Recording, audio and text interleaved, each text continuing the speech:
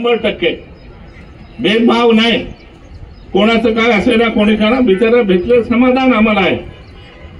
आम्ही खूप शिकलेलो आहोत, आम्ही मोठ्या नोकऱ्या आम्हाला ते दोन्ही पोरींना मला बी भेटले असता, मस्त आरामशीर खाल्लं असतं.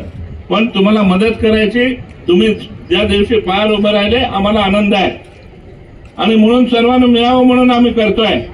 मी भांडे तुम्हाला सांगतो, माझ्या निवडणुकीच्या अगोदर या जिल्ह्यामध्ये 45,000 लोकांना भांडे दिले आम्ही. 45,000, त्याच्यापैकी 40,000 माझ्या मतदारसंघात आणि 5,000 बाकीच्या जिल्ह्यामध्ये. त्याच्यानंतर आता मला मंत्री महोदय म्हटले, गावी साहेब आता योजना सुरू करायची आम्हाला, तर तुम्ही सुरू करा म्हटलंय. मग मी मंत्री महोदयाने सांगितलं कामगार विभाग सुरू करेल वाटलं. मग 1 महिनाभर बघितलं आणि सुरू केलं नाही. मी मंत्री महोदयांना म्हटलं सुरू झालं नाही योजना. मला प्रवीण बी म्हणे योजना सुरू नाही झाली साहेब आपल्याकडे. मी त्या मंत्री महोदयांना सांगितलं आणि सुरू केलं. काय करतात, ही योजना मी सुरू करायला लावली तर म्हणे आमच्या महायुतीने केलं म्हणतात, महायुतीने. आणि मग काय करायचं, महायुतीने केलं तर महायुतीच्या इलेक्शनच्या वेळेला कुठे गेली होती तुमची युती? असे लबाड लोक आहेत, यांच्यापासून तुम्ही सावध राहिलं पाहिजे. आलं लक्षात?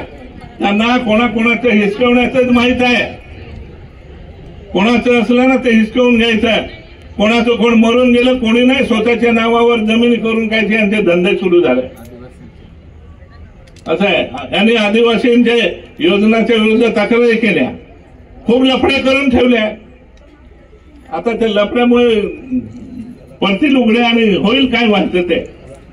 तर म्हणून हे बघा, आमचं काम आहे तुमची सेवा करायची. तुम्हाला जितकं काय देता येईल तेवढं द्यायचं. देश विदेशातील प्रत्येक घडामोडींचे लाईव्ह अपडेट मिळवण्यासाठी आता साम टीव्हीच्या सर्व सोशल मीडिया प्लॅटफॉर्मला लाईक, फॉलो आणि सबस्क्राईब करा. तसंच सर्व नोटिफिकेशनसाठी बेल आयकॉन प्रेस करायला विसरू नका.